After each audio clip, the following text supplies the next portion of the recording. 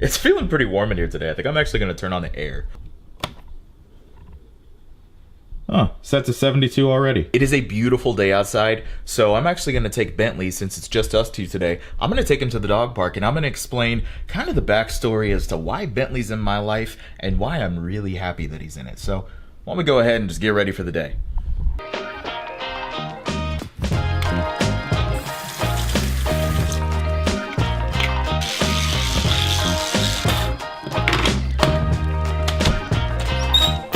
Let's go. You wanna go to the dog park? Let's go. Let's go. Let's go to the dog park.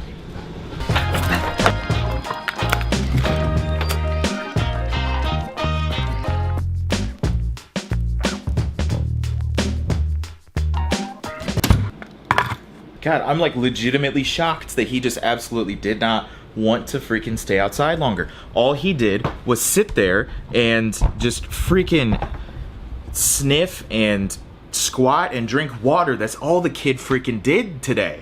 So let's talk about something a little more interesting. So I actually got Bentley back in college. I adopted him in January of 2017. I was like, you know what? I'm gonna get myself a dog. I know I'm gonna graduate in a couple months, but I'm just gonna figure it out. I'm gonna get myself an apartment and it's gonna be great. If anybody knows life, you know that life doesn't go as expected.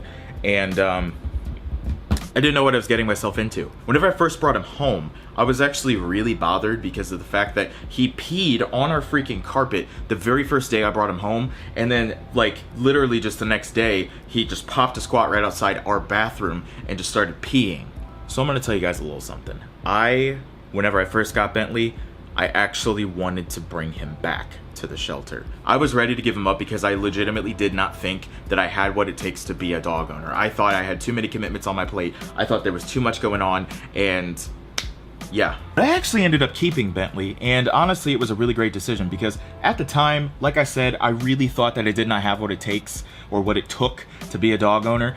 But honestly, whenever you have a responsibility like that, you kind of just gotta own up to it because you made a decision, you got the dog, you can't just bring the dog back because that's just wrong. So I'm gonna cover like 5 ways that having a dog has changed my life personally. So number 1 is I'm just a lot more accountable of my actions. Whenever you have an animal that's literally depending on you for everything, like you have to feed them, you have to give them water, you have to take them out to use the bathroom, you have to make sure that they have their checkups, you have to make sure that like they have the right kind of food, you have to pay attention to their dietary needs, you have to pay attention to their activity levels, you have to exercise them. There's so many things that go into having a dog that make you just more aware of your lifestyle, and that way it makes changes. And I guess that's a point in itself. It made me really change up my lifestyle. Bentley's kind of on the larger side. He's not like a massive dog like a Mastiff or something, but he has a high energy level because he has a lab and boxer in him. So he's a very high level energy dog. So he has to be exercised quite a bit. So I find myself playing with him more. I find myself taking him out more. I find myself going out more.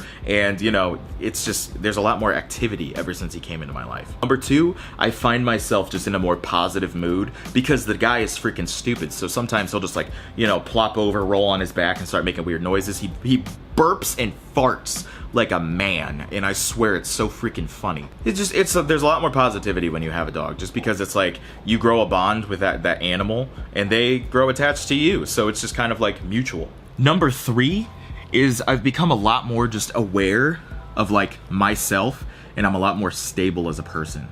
I'm not saying I was like an unstable person before I got a dog, but it really makes you more aware of these things because you have to be the confident leader in the household. You have to be the alpha.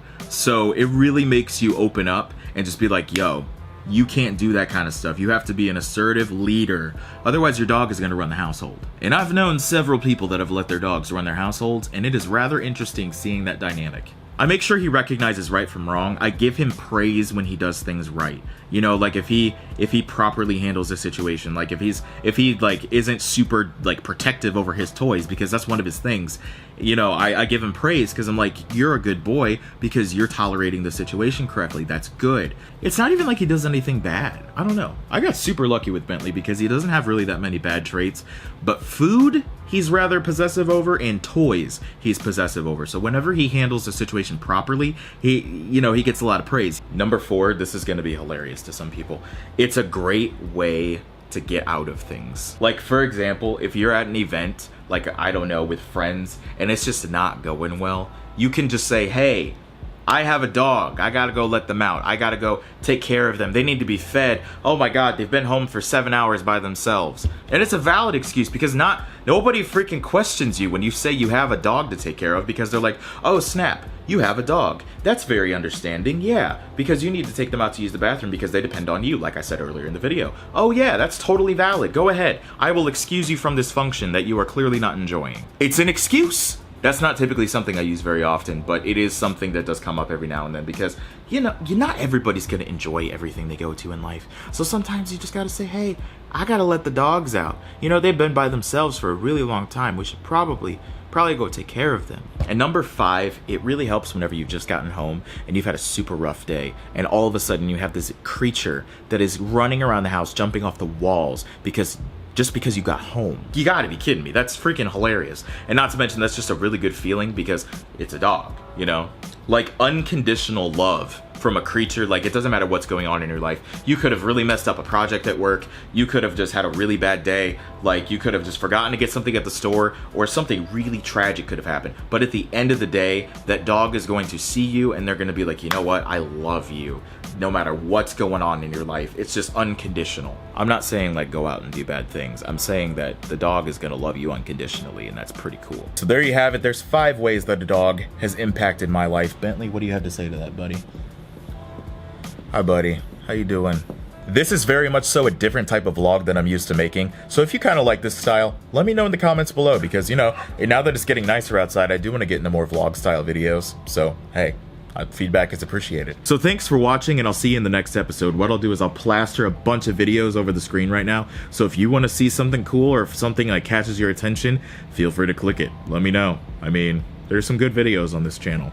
So, yeah, that's really all I got. You know, the floor is actually kind of comfy. I'm actually, like, not even upset that I'm sitting here right now. Ew, that was nasty.